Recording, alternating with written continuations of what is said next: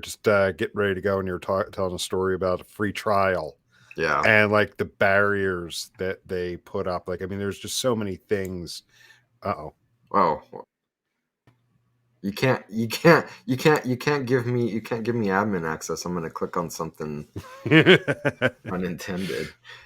So um, that's funny. But I was just thinking about, as you were talking about how, like, you want to sign up for this thing you've had a free trial for, and they're putting all of these barriers in place, and you're like, just let me give you my money. And it's an interesting thing to think about, because how many times are we working with clients and they're trying to find every which way to reduce friction from someone coming to a site and, say, viewing a product or service and then ultimately purchasing. all the time, right? I mean, it's well, they want the outcome. It's the work in between that often is the stumbling block. It's like we all agree we want to make it easy to give us your money. They want to give us your money. Why are we making this part to make it simple so difficult? Yeah. Well, I mean, is it that they think they're making it easy, Mm. but instead are adding just steps that are causing frustration with those people that are like, just please make it simple for me to sign up or you, you, continue this trial. you mean the checkout flow that has like 14 steps, and one of the steps is you have to like open up a different app and get something and then come back, and yeah, for Mm-hmm. sure. Like, it shouldn't be this difficult. If you've already convinced them that they want this, any additional steps you put in between the yes and the exchange of money is only going to get worse, right? Like, you're only going to lose more people. Yeah. I'll never forget it. I was working for an e-commerce platform provider, an enterprise level platform provider, several years ago, and the agency that was part of the organization had a usability team, and they would routinely bring people in for usability studies of the site, and there'd be clients and other executives from the company, behind, the mirrored glass watching it, and they'd also record it. And this was when, like, the concept of, like, the mini product page and the mini cart and Mm-hmm. those things, those little overlays, were starting to become like the thing to have on your site.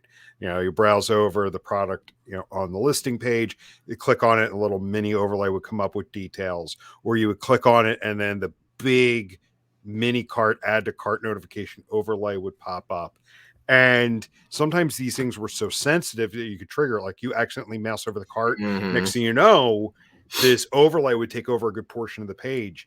And, like, all of the feedback for these features was horrible, like, terrible. Like, people saying, like, I'm just trying to get to the product page, and every time I think I'm clicking on something that's going to take me to the product page, it gives me this overlay, or it gives me something else, or I want to check out, and every time I go to, like, click on the cart, because people have been ingrained, cart icon is in the upper right.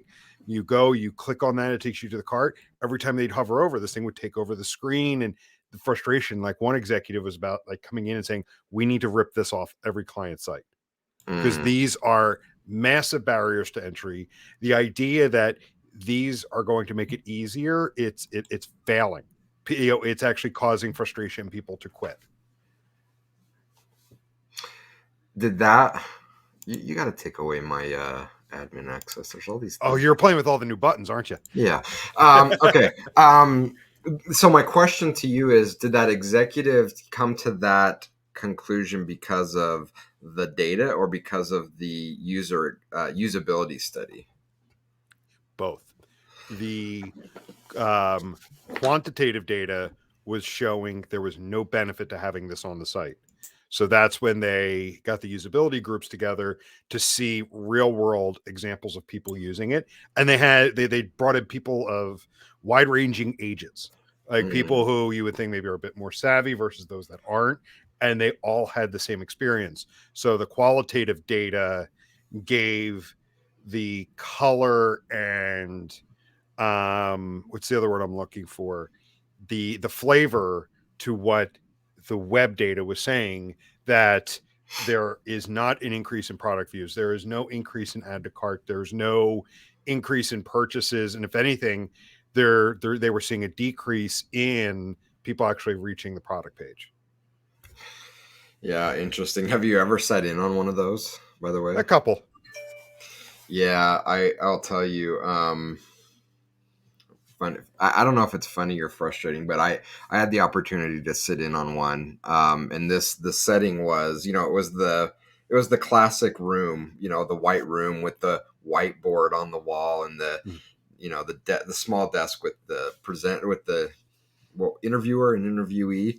And then the observation room was this like small stadium seating, like 3 or 4 rows of stadium seating that we could watch.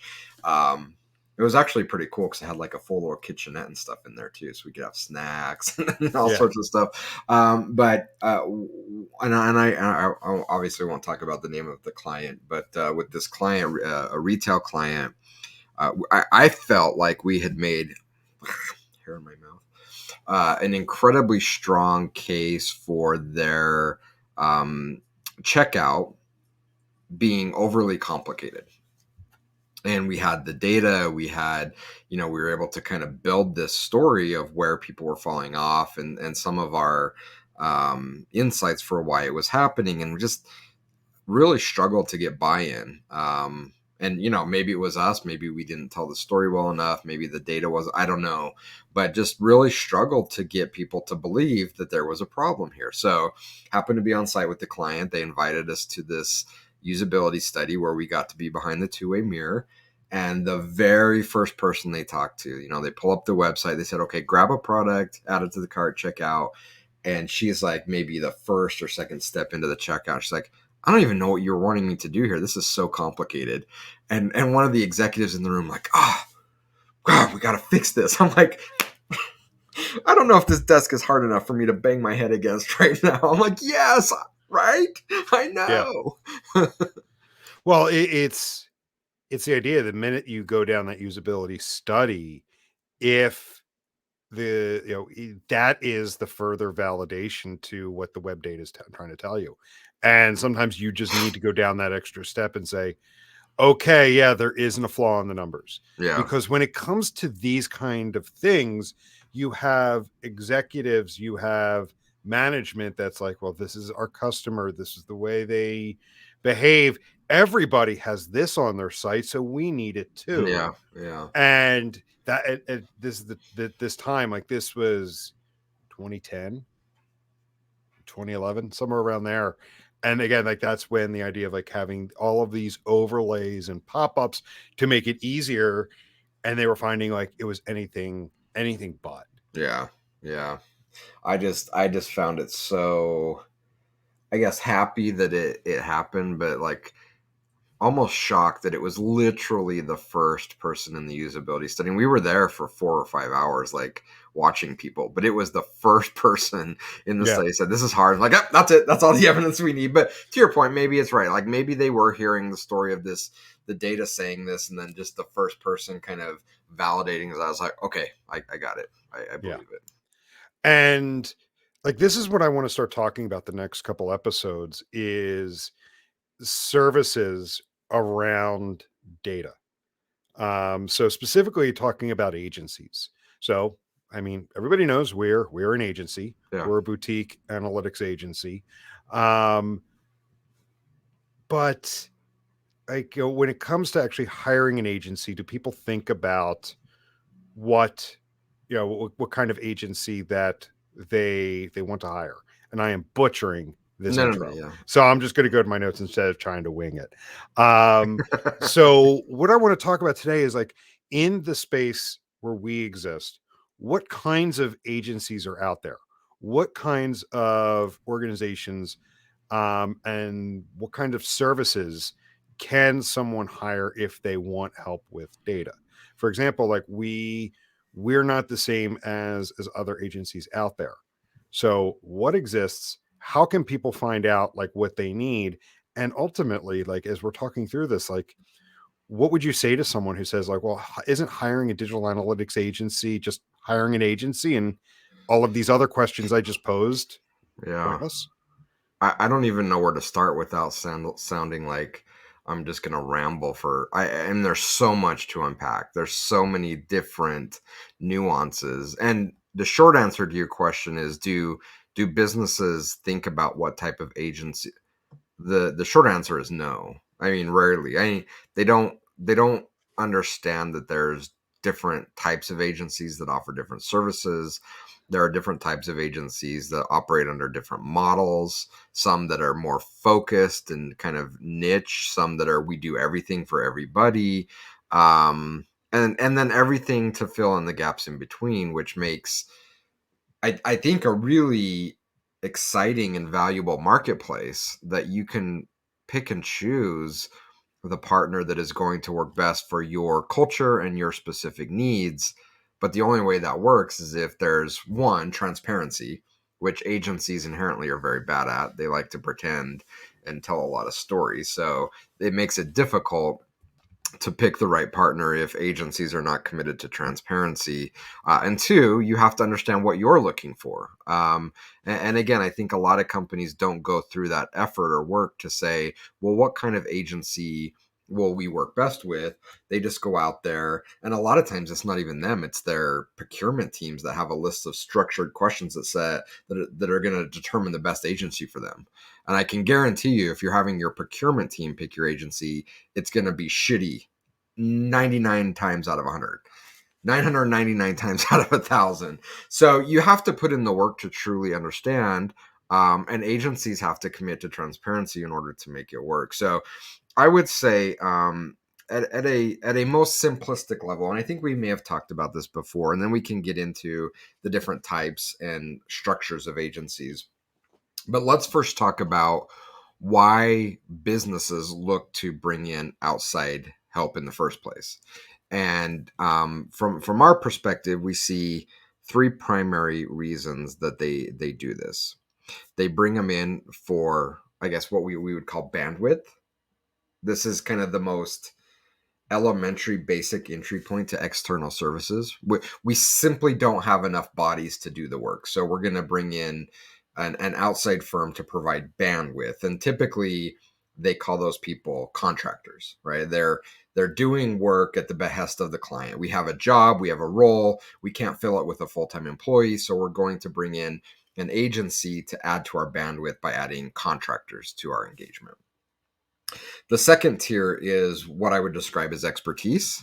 So companies that understand that they're trying to solve for specific problems, and either they know they'll solve it better by having external expertise as part of that problem solving team, or they're strong enough, and this is few and far between, but there are companies that are strong enough to admit that we simply don't have the expertise at all in-house. So we want to bring that in. I mean, kudos and props to them for having the strength and courage to say that, because ultimately they're going to probably end up with better problem solving, better solutions, better products and services that they create because of that. So that's that kind of second layer. And then the third layer is what I would describe as objectivity. And I think we talked about this maybe on an internal call this week, where we talked about how difficult it is to evaluate and see our own work and mistakes, right?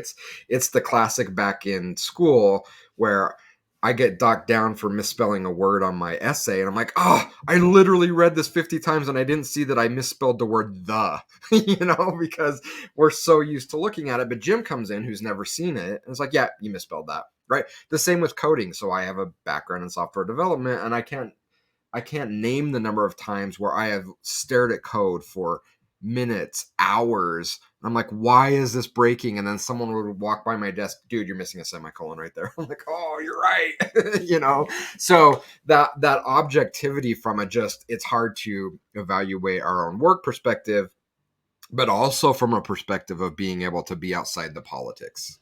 And this is what I think we're able to bring to our clients in a very valuable way, is that we can say and do things that they can't because of the internal politics. The worst is we get fired, right? Whatever. Like, we move on, they move on. But, they want to say it, or they want that objectivity, but they're not willing. And again, kudos to them for being able to find a solution to stick their neck out and say, we think this is the wrong approach. They just don't want to have to deal with the fallout or the politics around it. It's much easier for an expert to come in. And in fact, it's much easier for an expert to come in and say, you guys should do A, even when the team says that, or the team wants to do that. If they were to say it, so many times they get so much pushback, or there's internal processes, but accepted agency A that was accepted as an expert is saying we need to do A. Well, yeah, we need to do A. Kind of like how we started off this conversation, like, well, the data's saying we need, I don't know. What, wait a minute, this customer is saying it's, yeah, well, we need to do it then. There's just more weight to it. Okay, that was a lot. Let me take a drink. Yeah. And I'm glad you started off with why companies hire an agency. Because I think even sometimes, like, while they think they know what their needs are, they don't fully evaluate what their needs are. Yeah. So it's they want, maybe they do want that objectivity, or they think they want the objectivity, but ultimately they just want someone to fill the bandwidth. And if you really don't think through what you want, and then can the agency fulfill those needs, Yeah. Nobody's going to be happy. The agency might be doing what they think you told them to do, and you're saying they're not doing what you want them to do. When there's that kind of disconnect, nobody's happy, and no one feels like anything is getting done. Yeah, you're spot on. So that's why it's so important that businesses looking to hire an agency know why they're hiring the agency in one of those three things, or a combination of those things. And just as important, agencies are committed to transparency on which roles they fill. And a lot of times those things don't happen. And to your point, they get in there and the agency, says, well, we do all things for all people. But what they really want to be is the experts that go in and tell a company what to do. The company doesn't know what they're looking for. So they go in and hire these guys that aren't being transparent. And they're operating in two different modes. And now the company is upset at the agency for not following directions. The agency is upset at the client because the client's telling them what to do. All of these problems would be solved up front if we help businesses understand, why are you looking for external help? And the external help is committed to saying, here's what we do, here's what we don't do. If we can commit to that, it would make all of our lives so much easier, but it's easier said than done. Yeah, because a lot of times it's just how many times have we come into a client engagement and our main stakeholder has this grand vision, but they can't get out of they can't get out of like a reactive state. They're trying to quickly respond to requests, questions from others within the organization, just trying to get things done, and we get pulled into that. I mean, it's very hard not to.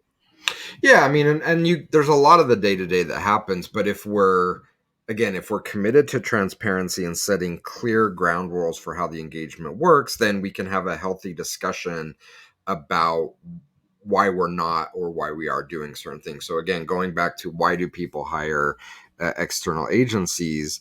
If I'm hired to help fix that problem, if a company realizes they're in this problem of kind of constantly firefighter mentality and they want to get out of that, and then they hire a company that excels in providing bandwidth, that is looking for instruction, it's not going to work, right? It's probably going to make the problem actually worse. If you're a company in that same scenario and you do hire experts to come in and help pull you out of that, but you don't allow them to do that after you agreed that these are the terms of how our relationship is going to work, we're going to struggle to get to the outcome. So again, I think being really this has to start in the marketing at the very top of the funnel, in how we talk about what we do and being very truthful with the marketplace. And really where I think the critical decisions are made is in the sales process, that we have to be comfortable losing deals by saying, no, we don't do that, or we don't operate that like that, rather than saying, yeah, we do that because I want the sale. Because ultimately that sets up the execution team, the strategy team, for failure, right? If I'm selling things that don't align with how we work and tossing over the fence, like, well, I made my sale. So we have to have truthfulness and honesty throughout this entire process. I think if we set that up correctly from the beginning, we have a much better chance of being jointly successful. But still, the job is with you, and the people on the ground doing the work, to constantly be having those healthy conversations. And this is where knowing who you are and what you do, both from a client and an agency perspective, is so incredibly important, so that we can have those conversations. And again, because we don't normally, I might say we, I'm saying the market as a whole, what ends up happening is the agency falls into, well, we do everything for everyone because we want to make the client happy and get more money. And it ends up creating really bad relationships. And I think we've heard this analogy many times before, but I was talking with a VP of analytics last week, and he said, most people here have had a really bad experience with consulting. I'm like, not just there, worldwide, everywhere, worldwide.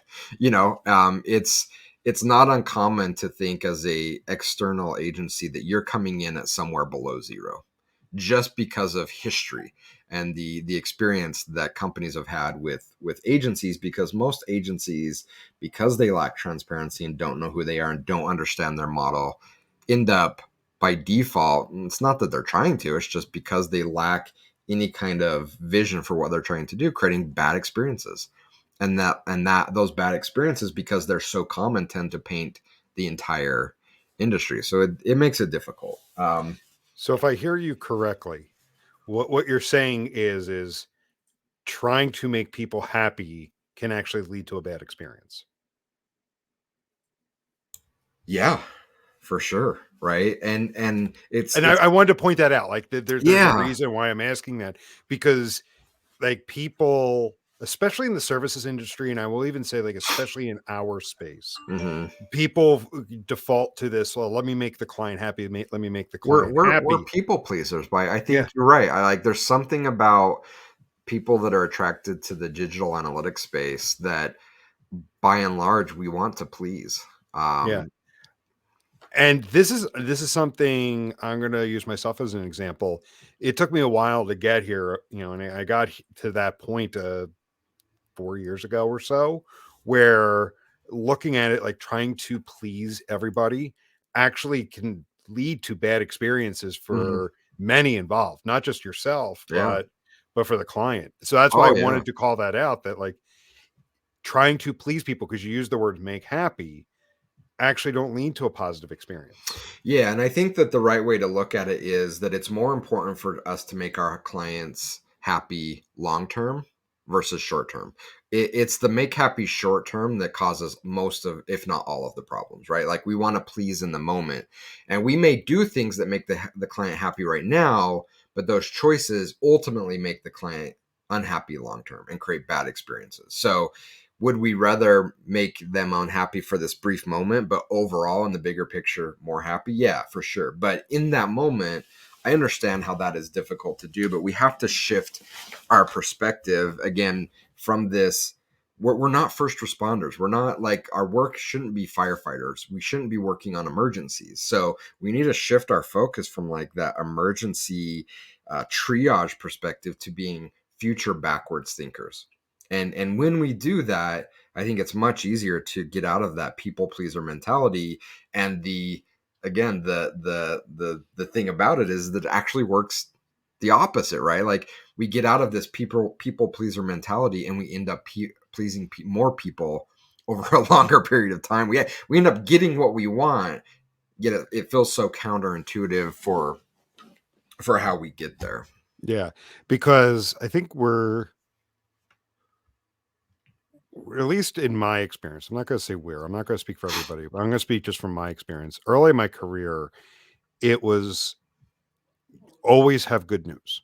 Like Mhm. the be careful with how you deliver bad news, always have good news. So you get conditioned to, you can only deliver good news. And if you have bad news, find a way to make it good news, or whatever.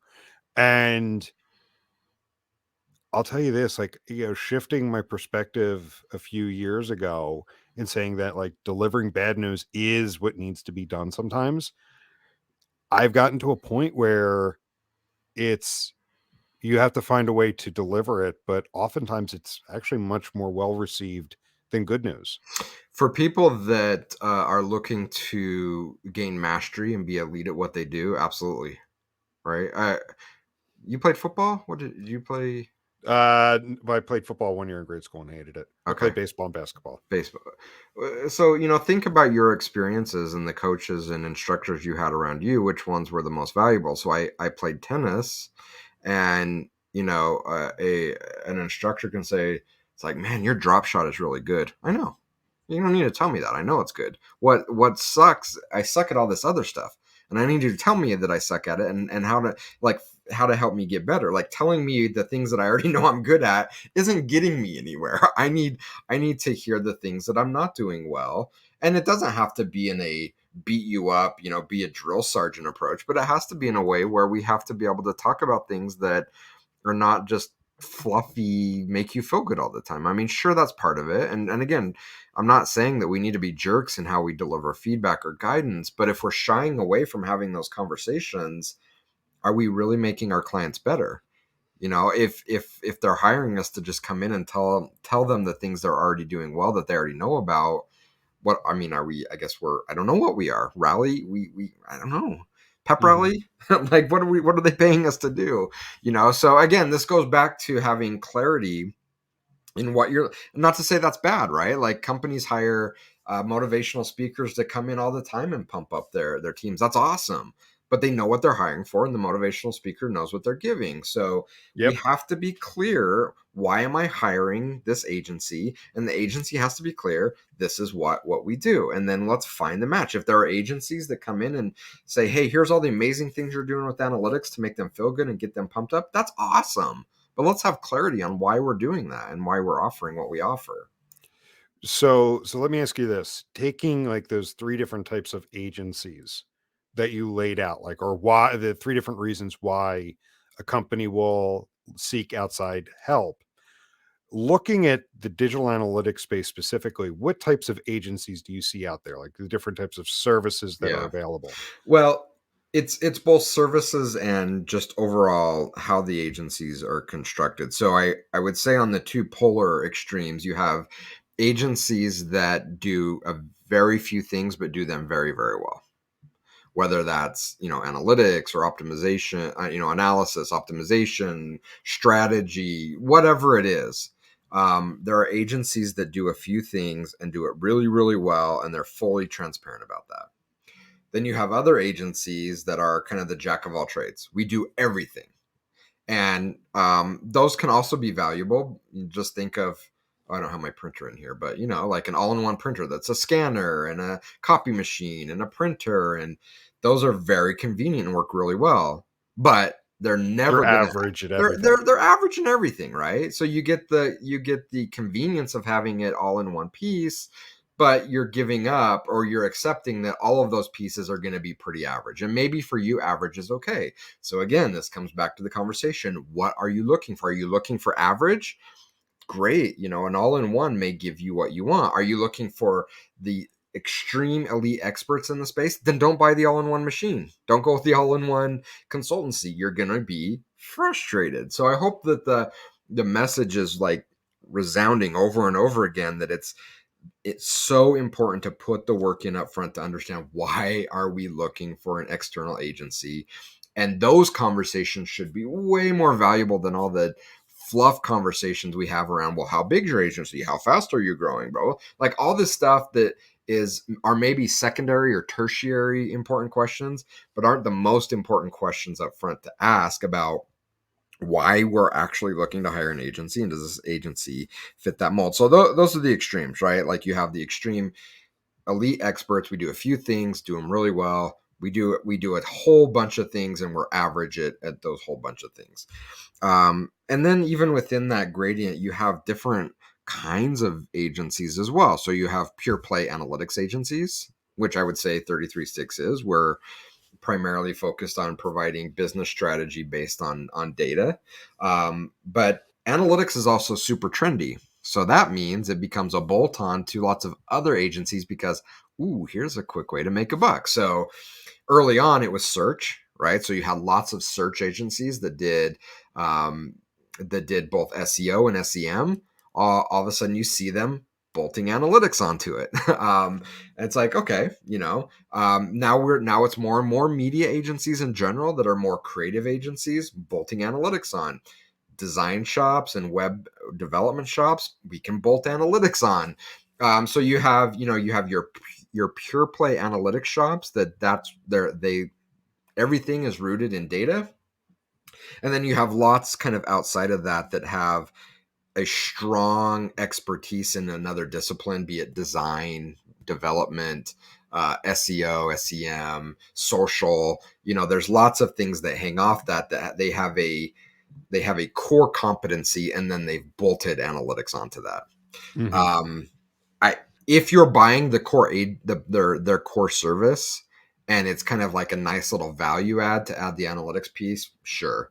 If you're going to them for analytics, you're gonna get a pretty crappy experience. It's going to be average at best. Yeah. Side question, because I do remember when all of a sudden all of these various marketing agencies were, well, we have an analytics offering right now. We have an Yeah. analytics offering right now because it's a cool thing to do. Do you see a trend of that same thing happening with something else now, that's the cool thing to add on to services that might be offered? Yeah, everybody is doing AI all of a sudden. Have you seen it? I Like have, yeah. everyone is well, we have AI. Cool, cool, cool. But I mean, yeah, we see these trends over and over again where you see emerging trends coming out, and it becomes less about a core competency or an expertise that they have, and it becomes just a way to attract and kind of cash in on that hot new thing, right? So I'm always wary of things that are emerging things that are coming out that are getting a lot of attention in the marketplace, where all of a sudden, it's like, what we've seen this in so many different displays of how businesses have been done. But I wish I would have taken a screenshot, but I think there was like uh an electrician or a plumber, and they were advertising that they were doing like advanced AI stuff. I'm like, what? Like, maybe I just don't get it, but What was that, a joke? it had to have been. But this happens all the time, and I remember back, um the tail end of the .com craziness. Everybody was like, .coms were it, right? Like, Yeah. if you weren't defined as a .com, then who are you? Like, what are you even doing here? So I worked my first job out of college. I worked for a company that produced network management solutions, and had been around since the 80s.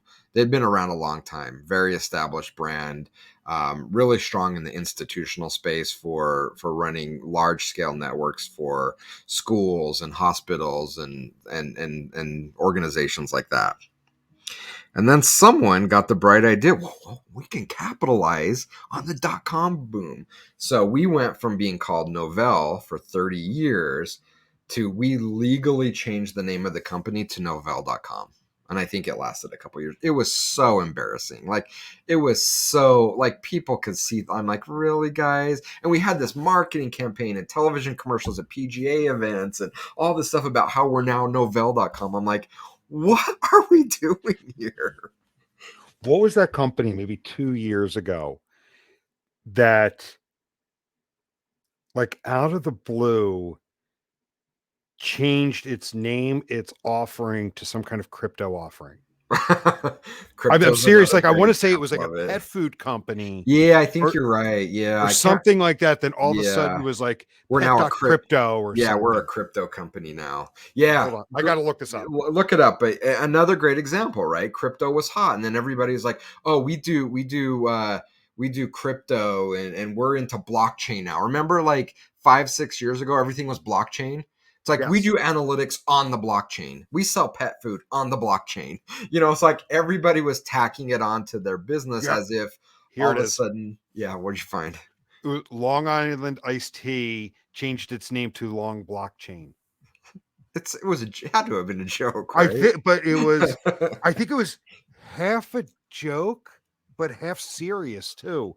Like, because I remember saying, "Is this some kind of joke?" And it was they were trying to cash in on the whole crypto and blockchain craze. Yeah, and so there's so many different iterations of this happening. Again, my personal experience with .com, I think you bring up a great example with blockchain and crypto, and now that's kind of crashed and burned, at least for the moment. And so now, we're not on that bandwagon. Everyone that was a crypto advisor on Facebook is now an AI advisor.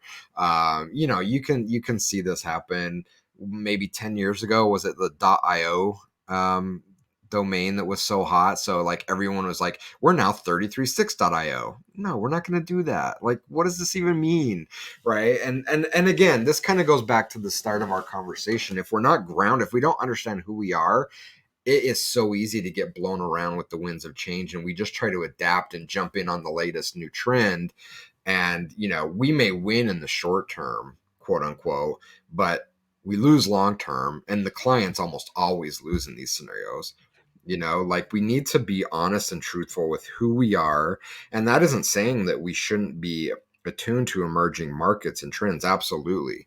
But if we're so easily swayed to jump on the next thing, and now all of a sudden we're a blockchain company one day, and now we're an AI company, and then tomorrow we're something else, like, that should be a huge red flag. If I'm out looking for an agency and I see that pattern, I want to avoid a company like that. I want a bit more stability and future backwards thinking, rather than just, I want to capitalize on the moment. Many years ago, I interviewed with an analytics agency. And do you remember when Facebook stores were the hit thing? Oh yeah. Everybody was creating a Facebook store, so you could have your catalog, like someone's on Facebook, they would see your catalog, be able to purchase through there. It was the hit thing, and I'm like, this is going to fizzle. This will fizzle. And I was interviewing with this company, and they were like, tell us your thoughts on social. I'm like, oh, I've got many, but I was like, social's always going to be a component of the web. The mediums will change. If you think about it, you go back many years ago, there was the email news groups, and then there were forums and chat rooms, and then various iterations of instant messengers, and then you got into the social sites like MySpace, followed by then Facebook and Twitter and whatnot. The mediums are always going to change. And I was like, you have to be careful you don't get caught up in the fever of the moment. And I said there was a lot of the social component that was the flavor of the moment. And I guess they didn't like my answer because I went into a bit more detail, but they didn't like my answer because I didn't get the job. Because I was basically saying, like, yeah, if you're offering your clients, like, let's set up your Facebook store, I said you're wasting your time. They're wasting their time because it's something that's going to fizzle instead of staying focused on what you really want to use social for. You're not, I'm going to go off on a tangent here, going back to where we started with the data on things. Because at the time, the company I was working for, they had their agency side setting up Facebook stores. And everything we saw with the data was showing social doesn't lead to conversion, at least at the time. Yeah. So, you're not getting direct conversion out of social. I said, social is your channel to stay on the pulse of what your customers are saying. Is there some kind of viral post that's going that everybody's sharing that puts your company in a bad light? You need to get ahead of that. It's a way of easily hearing what customers are saying about your newest product launch. But if you were trying to convert directly through social, it's not there. Yeah, but again, the reason why you probably didn't get the job is because they want to sell that at the moment, right? Oh yeah, it definitely. Like a year later, I was looking back on it, I'm like, yeah, they just wanted a drone that's going to go out there and say, yeah, let's not really look at the long-term sustainability of this. Is this something worthwhile? The only people that win in that scenario are the agency owners. Those that have equity in the agencies, because they're the ultimate snake oil salesman. They'll go and grift people on the hottest new thing, AI, crypto, blockchain, .com, whatever it is, right? They'll run their grift until they get run out of town. They'll go to another town and do it, And then some new grift will come along and they'll come back as a new iteration and grift the same people over and over again. And they know they can do this because the vast majority of companies don't know any better and are excited by this shiny object, right? Novell needs to go to novell.com. Hey, let's tell them they need to be on the blockchain. And they're such easy targets, right? So, and we see this all the time with companies like, yeah, we need this solution, that solution. What are you solving for? I don't know, but this stuff looks really cool, so we need to buy it all, right? And so they're being taken advantage of by these really slick agency owners that are selling them things they don't need. It's a horrible experience for the consultants. The companies end up getting very little value, and so oftentimes, I guess at best they feel bad that they didn't get any value. At worst, everyone that made the decisions gets fired or pushed out of their position. We've seen it happen numerous times. But there the agency owner is stuffing their pockets with more money off kite surfing in the Maldives, so we need to be clear about it, both as employees. If I want a good experience as a consultant, don't work for a snake oil salesman that is, we're reinventing ourselves and bolting on everything and ripping off customers, because you're going to be put in a situation where they're not going to do it. They're going to ask you to be the unethical one, to pitch things are wrong for the client. They're not going to do it themselves. They're going to make Jim do it, right? They're going to profit from it though. And again, if you're looking to bring in external expertise, if you're not clear on why you're hiring an agency, man, you are putting yourself at risk to falling victim to one of these agencies that are just selling you whatever the thing is, right? And I want to be really careful talking about this, but there are a couple agencies in our space that are doing this really heavy right now at GA4, right? It's like, GA4, like we have to move, or like everyone's doing this is a new thing. Like we're seeing there's a couple agencies that are being incredibly predatory out there pushing this, when they have to know deep down that for a lot of the customers they're pushing this for, it's not the right solution. But hey, I get to stuff my pockets full, and once they figure out, I'm long gone. I'm off to the next town. So and I think that kind of comes back around again, talking about understanding what you need as an organization that's hiring, as well as understanding what agencies exist. And we're going to have an episode on agency red flags, so I don't want to get too far down that road. But this is talking about, like, where does this agency stand? Are they constantly shifting offerings? Are they always talking about what you need to know in the current situation? Or are they talking about what is just the hottest thing? Because there's a difference. There's a difference about being in the know on where the analytics industry is going, where the practice of analytics is going, what new technologies are available to help with it, and those just jumping on the latest fad. Yeah. Like, don't confuse those two. Yeah. So if you're a buyer, it needs to be both things. Number one, you need to put in the work and thought up front to ask the question, why are we even hiring an agency? Right? So is it bandwidth? Is it expertise? Is it objectivity? Is it a combination of things? Number two, you need to, once you figure that out, you need to decide what type of agency do we want to work with for the problems that we're trying to solve. And then once you have that, you have to then figure out if the agencies you're talking to are able to align with what you're doing. And I would say, and I won't go down the red flags path, so we can save that for a future episode, but in general, if you're trying to vet that out, and every time you say, can we do this or do that, and it's a yes, that should be a huge red flag, right?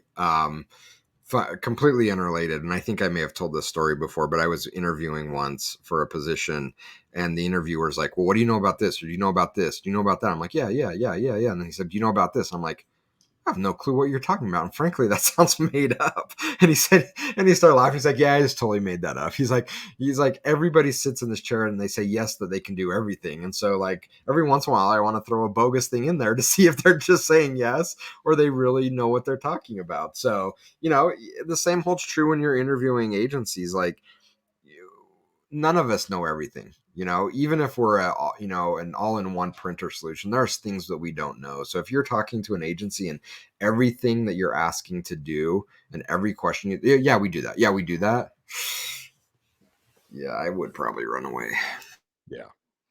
So let's go ahead and leave it there. A little meandering, but I think still we hit the important points of like what kind of agencies exist in this space, just why agencies exist in general, and some of the questions you should definitely ask if you're looking to bring an agency on.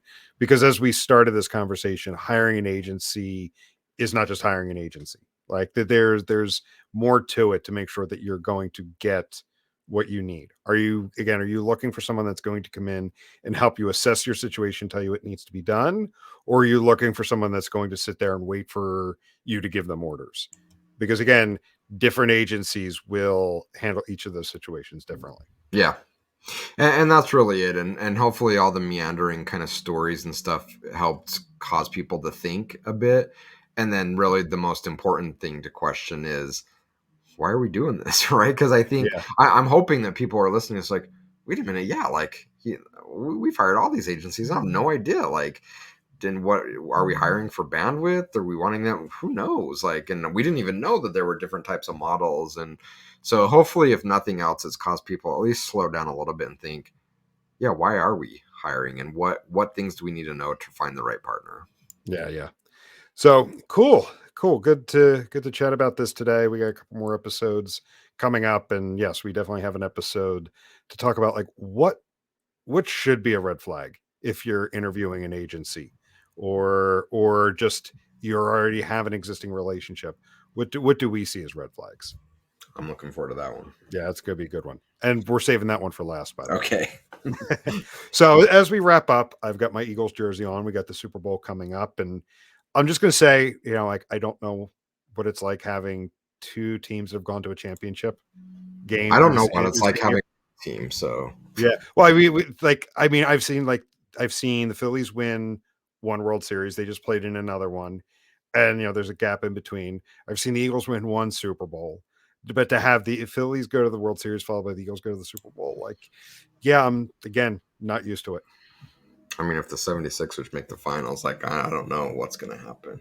I was joking with someone back in the fall with this. The Eagles were playing great. Phillies were in the playoffs doing well. The Sixers, they had a rocky start to the season. The Union were in the championship Mhm. game to the MLS championship game.